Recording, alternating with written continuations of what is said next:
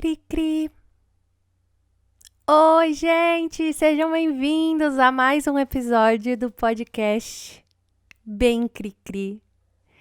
Eu sou a Isa, eu sou pedagoga, sou atriz, sou musicalizadora, trabalho com musicalização infantil e eu sou uma eterna criadora de coisinhas. E eu criei aqui esse espaço, esse podcast, pra gente conversar um pouco sobre as coisas que permeiam a infância, né? Eu gosto muito de falar de criança, porque eu trabalho com elas, né? Eu sou professora, atuante, sou professora praticante e eu fico muito encantada com as coisas que eu descubro sobre o meu próprio trabalho ao tempo todo. E eu gostaria muito de dividir isso com você. Se esse é um assunto que também te interessa, pode entrar aqui no nosso clube. Seja bem-vindo. O meu interesse aqui com esses nossos encontros em áudio ou vídeo, se você estiver assistindo isso pelo YouTube, se você não tiver, você pode ir lá me seguir, me dar um inscrever-se, me dar uma força lá no YouTube também. É bem Cri-Cri Podcast em todos os lugares possíveis que eu consegui estar, que é o YouTube, o YouTube Music, o Google Podcast, o Deezer e o Spotify, que é a minha plataforma mãe. Por quê? Porque eu sou muito consumidora do Spotify. E eu comecei a fazer as coisas aqui, escuto pelo Spotify. Então, gente, outras redes, não fiquem tristes, tá? Eu tô aqui no Spotify, mas eu tô em todos os outros lugares também. Então, se você tá me vendo, esse espaço que eu criei é para trazer essas minhas reflexões do meu trabalho como professora da educação infantil, como uma professora artista que não para, que a cabeça não desliga um minuto, que tá sempre descobrindo coisa, que se interessa por muitas coisas, muitas aplicações de jeitos diferentes, né? Eu comecei aí essa minha jornada docente, como no momento que eu falei assim, legal, eu quero ser professora mesmo. Eu vou fazer uma faculdade e eu vou me formar em pedagogia e eu quero trilhar esse caminho. Eu já estava encantada, muito encantada com a abordagem Reggio Emília. Então, eu comecei estudando Reggio Emília, por isso que eu decidi fazer pedagogia, por causa do que eu li lá em Reggio Emília, que era o projeto que a minha escola estava fazendo, a escola que eu estava na época. Aí, daí de Reggio Emília, eu caí em Montessori. Em Montessori, ao mesmo tempo, eu caí em Waldorf, assim, como formas de estudos, tá? E eu tive experiências também em alguns espaços escolares que seguiam essas abordagens. Então, eu tenho aí algum background para falar sobre como que é a aplicação, como que é essa abordagem na prática. E sempre fui envolvida com criança desde os meus 17 anos. Se mudou o que é que eu fazia, o que não mudou é que as crianças sempre estiveram lá. E é isso, eu falei isso porque às vezes a gente, eu não sei se você é assim, mas eu às vezes tenho dificuldade de conseguir perceber o caminho que está sendo trilhado, né? Porque parece que eu vou cada hora para um lugar, cada hora para uma coisa, cada hora para uma página. Mas existe uma lógica.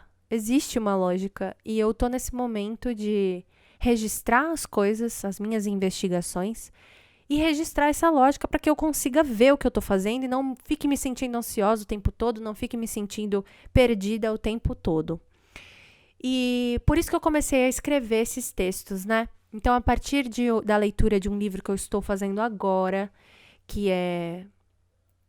Eu não tenho... Ai, gente, olha, me perdoa, mas o livro tá no meu Kindle e o Kindle não está aqui. E eu esqueci o nome do livro, mas é Curiosidade, Aprendizagem Baseada no Interesse da Criança. E eu também esqueci o nome da autora. Mas o que ela diz ali me tocou profundamente, entendeu? Então, assim, eu não tô sendo boa pra dar os créditos agora, mas eu prometo que no próximo episódio desse podcast eu vou vir com o nome do livro certinho.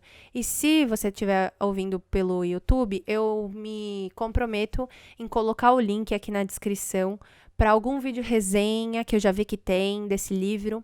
E eu ainda tô terminando a leitura, mas o que eu pensei? eu vou fazer a leitura desse livro e a cada insight que eu tiver, eu vou escrever alguma coisa. E foi assim que surgiu esse Curiosidade Todo Mundo Tem, que foi o episódio passado, e o Vontade Todo Mundo Tem. São textinhos curtinhos, né? Eu nem sei como eu chamo esse texto, na verdade, se é não sei, é um insight, um texto, ainda vou entender o que ele é, não sei, não, eu não sei mesmo como é que eu chamo na língua portuguesa, qual que é o gênero desse meu texto, né? Mas é uma dissertação sobre o meu entendimento de algo que eu li lá, mas nem sempre o que eu li é o assunto que tá lá no livro, tá? Depois, quando eu acabar esse livro, eu posso vir fazer uma resenha dele aqui pra você, porque ele é muito interessante. Mas esses insights que eu tive são coisas que eu falei assim, eu vou escrever para que eu possa refletir como terceira pessoa, sabe? Enquanto eu tô pensando a coisa, eu sou primeira pessoa. Quando eu escrevo, coloco no papel, aquilo já não é mais eu, aquilo é o texto. E daí eu vou ler o texto como terceira pessoa, a Isadora lendo o texto. Tá certo isso, né, gente? Pelo amor de Deus. E eu vou refletir sobre aquilo que está escrito no texto. E daí eu vou saber e ter certeza se eu realmente acredito naquilo ou não. Então, essa foi o meu primeiro gatilho para começar a fazer essa série de podcasts aqui. E no último, eu não sei se ficou claro, eu acho que não, mas o objetivo disso é sensibilizar você para esses assuntos, né? Talvez você que esteja aqui agora muito no comecinho, você já me conheça, você sabe qual que é o trabalho que eu faço, você me acompanha nas redes. Mas para você que caiu aqui de paraquedas, que teve esse vídeo recomendado, muito prazer, seja muito bem-vindo. Eu espero que esse assunto te interesse. Hoje a gente vai falar sobre vontade. E eu vou começar a ler o meu texto agora, tá bom? E aí depois você me fala, mas me fala mesmo, me fala aqui nos comentários o que surtiu de efeito em você, o que você achou e manda brasa, tá bom? Vamos lá. Vou pegar aqui. Gente, já me falem o que vocês acham para um próximo episódio. Se você prefere que tenha musiquinha de fundo ou se você prefere que seja silêncio. Porque eu não tô colocando musiquinha de fundo porque eu achei que ficou melhor com silêncio, mas me fala o que você prefere ouvir, tá bom? Porque o objetivo não é eu ficar ouvindo isso, é você. Então, me dá sua opinião, tá bom? Meu Instagram é @amariaisa.prof. Esse texto que eu vou ler, ele está disponível no Medium para sua leitura. Tem um negócio no meu olho. Ele está disponível para leitura, você vai encontrar ele lá como @isa.cricri. Eu estou pensando em mudar o meu arroba, mas eu ainda acho cedo, porque o Cricri acabou de começar. E eu tenho uma coisa com arroba... eu digo isso no Instagram, tá? Eu tenho uma coisa com esse arroba, assim, esse Instagram... Futuramente eu vou contar pra vocês o porquê, mas eu fico mudando o tempo inteiro, eu não consigo me ver nesse meu arroba do Instagram. Eu não me identifico com ele tanto. Então, a gente conversa disso mais pra frente. Mas agora vamos ler juntos, eu vou ler, você vai ouvir. Vontade, todo mundo tem. Pensando ainda na ideia de que as coisas mais memoráveis são as coisas que descobrimos por conta própria, podemos constatar como a educação é um processo de dentro para fora. É preciso acolher a criança como ela é e enxergá-la para que ela se enxergue e possa usar daquilo que encontra em si mesma para criar coisas novas. Maria Montessori fala em seus livros que a criança tem um guia interior. E um dia eu usei o que eu tinha entendido como guia interior na tentativa de amenizar um conflito entre duas crianças na sala em que eu trabalhava. Numa escola montessoriana, onde as crianças têm a possibilidade de escolher a atividade que vão fazer, duas meninas estavam num impasse. Uma queria fazer uma coisa e a outra queria fazer outra e queria que a amiga acompanhasse. Com o conflito de interesses e a frustração natural, a menina que queria uma acompanhante na sua tarefa exclamou: tudo bem, então você não vai ser mais a minha amiga. A outra se viu em um dilema, Puxa, mas eu quero ser sua amiga, mas eu também quero continuar a fazer o que eu estou fazendo, agora. É claro que não houve essa racionalização, muito menos a verbalização de qualquer um desses sentimentos, mas houve um choro. Eu, que observava a cena e pude assistir todo o ocorrido, entendi que aquela manipulação da criança número 1 era tão legítima quanto o choro sob o dilema da criança número 2. Nesses casos em que eu não podia fazer nada, pois não há um culpado, afinal as duas crianças estavam frustradas na mesma medida, eu resolvi dar um conselho. Sim, um conselho a duas meninas de 4 anos e meio. Eu lembro o que eu disse porque foi muito marcante para mim. Eu lhes disse: meninas, dentro de nós temos uma coisa chamada vontade. E a nossa vontade nos guia para aquilo que queremos fazer. Às vezes, a nossa vontade combina com a do nosso amigo, mas às vezes ela não combina, e tudo bem. Quando as vontades não combinam, nós podemos deixar a nossa vontade de cantinho e fazer a vontade do outro, porque é muito legal ficar juntos, ou a gente pode escolher fazer outra coisa, que façam as vontades combinarem. A criança número 1, então, sugeriu: quando você terminar a sua atividade, então, você se junta comigo para a gente fazer outra coisa?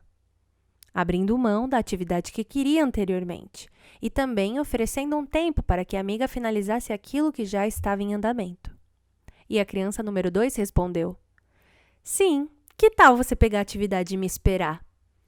Pimba! Lembrar qual atividade elas escolheram já é demais para minha memória, mas a amizade foi salva ali.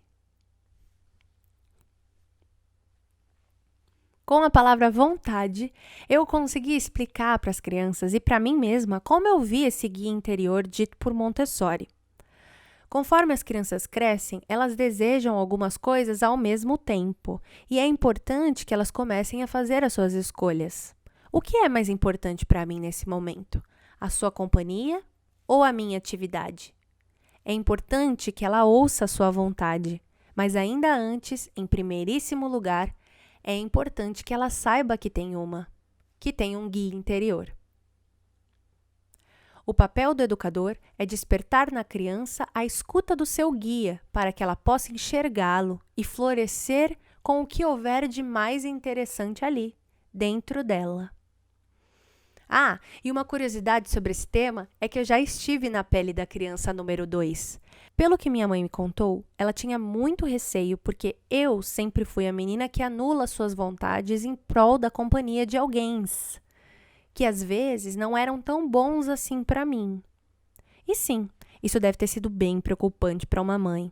Mas calma, se hoje eu estou aqui guiada pelo meu guia interior, te falando que é importante deixar que a criança escute a si mesma, é porque por muito tempo eu também achei que optar por uma pessoa ao invés de um desejo meu era ruim.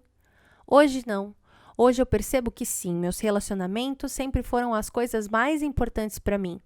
E eu sempre procurei estar em relações em que a coisa era recíproca. Por mais que eu repita alguns padrões, por mais que às vezes, dentro de uma situação, eu tenha me sentido sufocada de dilemas, olhando para trás e juntando as peças, dá para ver que eu sempre ouvi a minha vontade. Fico feliz que ela tenha me trazido até aqui. Cri, cri. Gente, quando o grilo canta, é porque o texto acabou, ou o texto começou. Vamos tentar colocar essa cultura aqui da vinheta? Que legal, né? É muito legal quando a gente lê alguma coisa que a gente se identifica e a gente fala assim: ah, foi eu que escrevi isso.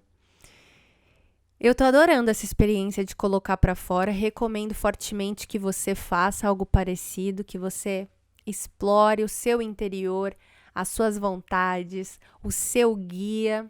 No método e na abordagem montessoriana, existe um pilar sustentador que seria o principal, assim, que é o adulto preparado. A Isa Minatel, ela traz de um outro jeito o adulto preparado, assim como eu trouxe aqui o guia interior como a vontade, a Isa Minatel chama o adulto preparado de adulto consciente. Porque o que acontece? Um adulto preparado, quando você tem essa palavra preparado, é preparado para alguma coisa que ele sabe o que vai vir. Isso é a minha visão, tá? Sou eu falando. Ele tem que se preparar para uma situação que ele sabe que ele vai ver, né? E nem sempre a gente sabe o que a gente vai ver, porque as crianças são únicas, lembra? Os seres humanos são únicos. Então, a gente precisa ter consciência de que ali existe uma vontade, existe um guia interior que, independente do que você tente ensinar ou não, existe algo dentro dela. Não é só eu depositando coisas, existe algo que sai dali.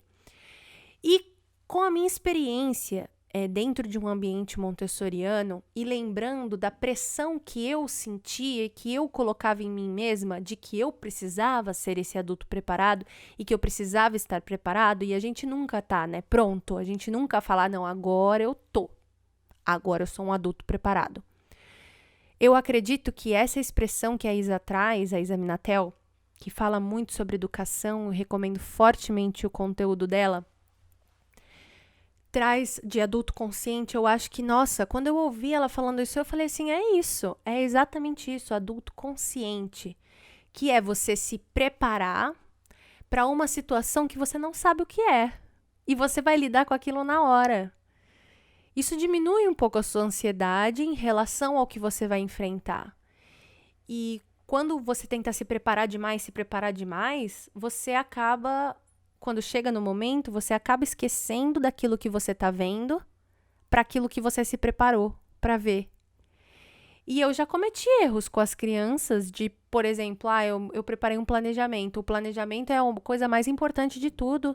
E se a criança não tá a fim de fazer, é porque é por um problema dela. O problema tá nela. O problema não tá no meu planejamento. Ou o problema não tá no que eu tô dando, não tá de acordo com o clima da criança. Não, porque eu não olhei pra criança. Eu não sei o que tá ali, entendeu? Eu só fiquei de olho no meu planejamento. E hoje, às vezes isso acontece em menor quantidade, mas quando acontece eu já falo, putz, eu tô errada. Eu tô querendo fazer uma coisa muito mais por mim e para eu me sentir tranquila e segura de que eu fiz um planejamento e eu apliquei e eu tô passando conteúdo para aquela criança, quando na verdade não tô passando nada, entendeu? Porque ela não tá disponível para mim. A primeira coisa, ela tá disponível. E para eu perceber uma criança disponível, eu preciso olhar para ela, né? E preciso ver que tem alguma coisa ali. Então, eu achei que coube falar disso agora. Nossa, veio, né? Às vezes parece mesmo que tem alguém soprando aqui, que vai trazendo as coisas que a gente já vivenciou para unir e tentar formar um pensamento e um argumento, né? Então, essa situação que aconteceu foi bem marcante para mim, porque foi a primeira vez que eu consegui colocar em palavras que não fossem as palavras que a Montessori usa para definir algo que foi dito por ela e que é uma coisa que a gente conversa muito no meio Montessori, que é o guia interior da criança, que a gente precisa respeitar o guia interior e que a gente precisa despertá-la para o conhecimento do seu próprio guia. Então, ela precisa saber que tá ali, né? E que ela é capaz de fazer escolhas e que ela pode ouvir a vontade dela e que ela pode fazer o que ela quiser, contanto que ela lide com as consequências, né? E, assim, é claro, óbvio, eu tomo muito cuidado de falar que ela pode fazer o que ela quiser, porque eu vejo as críticas que o método recebe, ou que as pessoas que falam sobre isso recebem, porque não, a criança não pode fazer o que ela quiser. Eu estou falando que ela pode fazer o que ela quiser dentro daquele ambiente controlado, que já foi previamente planejado por um adulto consciente do desenvolvimento infantil, do que interessa a criança, do que ela vai gostar, do que ela poderia querer fazer, entendeu? Da habilidade que ela tem, do cuidado que ela tem. Então, ela se certifica de que não tem lá nada que vai machucá-la, que possa representar algum tipo de perigo. Então, é isso, né? A gente tem lá uma regra no método Montessori, que é: nós não interferimos no trabalho da criança, deixamos ela fazer aquilo que ela quer, contanto que ela não esteja danificando o ambiente ou o material, não esteja fazendo mal para outra pessoa ou não esteja fazendo mal para si mesma. Porque ela não tem noção das consequências, né, maiores que esses maus representariam. Então, ela não é livre para fazer, porque ela não pode arcar com as consequências, não vai ser culpa dela, vai ser culpa do professor. Então, ela não pode fazer.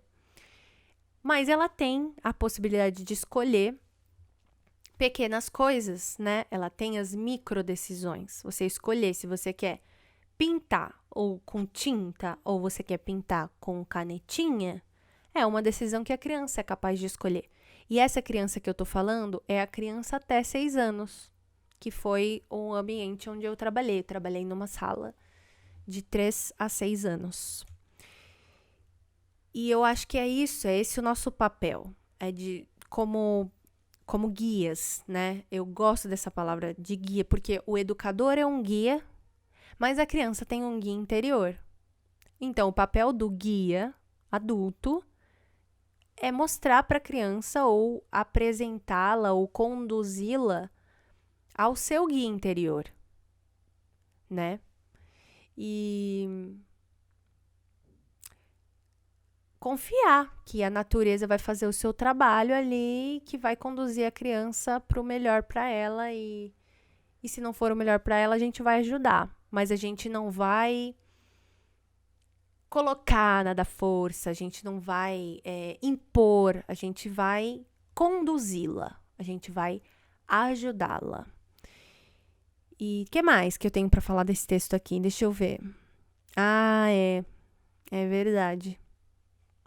A minha mãe me falou mesmo que eu sempre fui uma pessoa na cola das outras pessoas, né? E até hoje eu sinto dificuldade em fazer coisas sozinha. Eu gosto muito da companhia de um parceiro. Eu gosto muito da companhia das pessoas para fazer coisa comigo, seja projeto, seja qualquer coisa. Eu tenho essa dificuldade, né? E aí, se as pessoas não querem mais, eu deixo aquela ideia de lado enfim. Essa situação aqui que eu falo que a minha mãe se preocupava é que eu era muito apegada à minha prima quando eu era criança. E a gente estudou juntas, né, por um período até a 2ª série. E daí, na 3ª série, minha mãe pediu para a escola colocar a gente uma em cada sala. E a partir da 4ª série foi o meu ano que eu estava numa sala diferente da minha prima. Ou na 3ª, não lembro. Acho que foi na 4ª. Ou não, acho que foi na 3ª. Na 3ª série, minha mãe pediu pra eu ficar numa sala diferente. A minha prima tinha aula com a prof. Patrícia e eu tinha aula com a prof. Joyce. E aí, ela falou assim que eu mudei da água pro vinho, porque eu era muito apegada na minha prima. Mas esse comportamento é um comportamento que é meu. E nessas situações aqui, ali em cima, eu disse que nenhuma das duas crianças é culpada, né? Muitas pessoas podem pensar que a criança número 1, apesar dela ter só 4 anos e meio, ela tá sendo manipuladora, ela tá fazendo chantagem emocional. Então, se você não fizer o que eu quiser, a gente não vai mais ser amigo, você não vai na minha casa, você nunca mais vai na minha casa. Essa é a moeda de troca que eles têm, né? Pra tentar convencer o outro. Só que é isso, eles não têm recursos. Eles estão ali tentando negociar, mas eles não têm recursos para essa negociação. E a emoção fala mais alto, né? E ela não é manipuladora e chantagista. Esse é o recurso que ela tem, que ela tá usando. Muito talvez porque ela aprendeu ou com outras crianças ou com outros adultos. Isso é normal. Mas não é assim que a gente consegue as coisas, né? Então, é melhor a gente resolver de outro jeito. Foi isso que eu quis colocar ali. Então, quando eu digo que a criança ali não tem culpa, eu dei essa pausa porque apareceu uma mensagem aqui pra mim na tela. Quando eu digo que aquela criança não tem culpa, é porque ela realmente não tem. Ali era um impasse de duas, né? Nessa situação, eu lembro até da gente ter tido uma reunião com os pais a respeito disso, mas não é sobre a menina que está fazendo a chantagem emocional que a gente precisa conversar. É sobre a menina que precisa entender que ela pode dizer não para a amiga. Então, aquela situação, no caso, é empoderar a menina número 2 para que ela diga não para a menina número 1, para que a menina número 1 lide com não. Porque se a menina número 2 nunca tem força suficiente para dizer não, a menina número 1 vai achar que a vontade dela é a que quer ser feita, né? Numa relação, as duas pessoas têm a função de defender a sua vontade, né? E quando isso não acontece, tirando casos extremos, tá, gente? De força bruta, de violência, eu tô falando aqui de uma situação de relação entre pessoas. A chance de você ter ali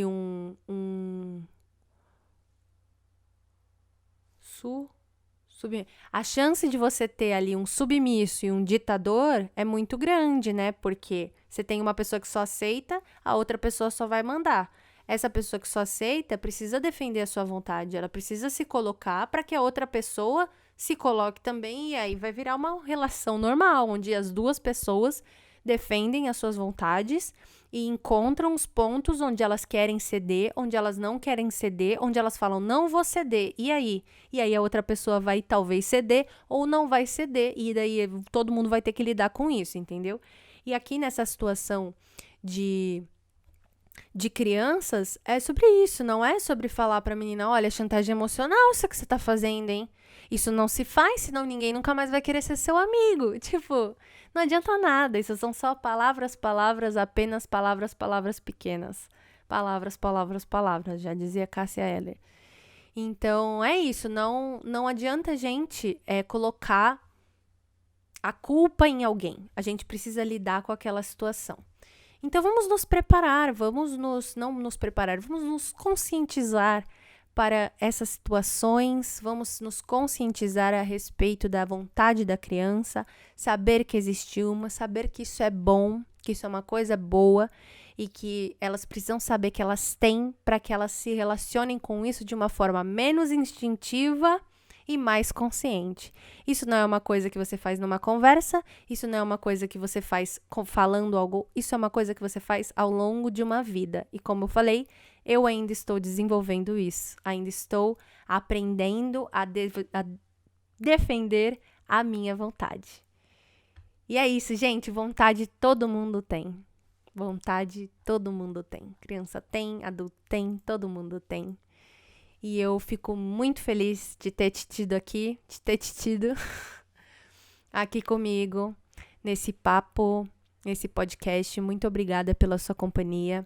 Me deixe um feedback aqui no YouTube, por gentileza, aqui nos comentários, uma forcinha. Se você gostou, deixe seu gostei aqui no YouTube. Se você pode deixar o seu coração para mim, se você tiver no Spotify ou no Deezer, favorita esse podcast, me segue e ativa o sininho, porque ele manda notificação quando eu mando o vídeo, para que você esteja sempre inteirado das novidades, tá bom? A minha intenção aqui é postar esse podcast com textos toda segunda, e na quinta-feira saiu Música Mais Papo no Spotify, para quem tem o aplicativo Premium. Depois eu vou explicar mais no episódio que eu gravei antes desse, então já tá meio na minha cabeça como que eu já falei, entendeu? Mas aqui no YouTube também sai, então ativa as notificações para você receber o Música Mais Papo, que é um episódio onde eu apresento músicas para conhecer antes que seus filhos cresçam. Para que você aumente o seu repertório musical de músicas infantis e se divirta comigo também, tá bom? Um beijo, muito obrigada pela companhia e até a próxima. Cri, cri!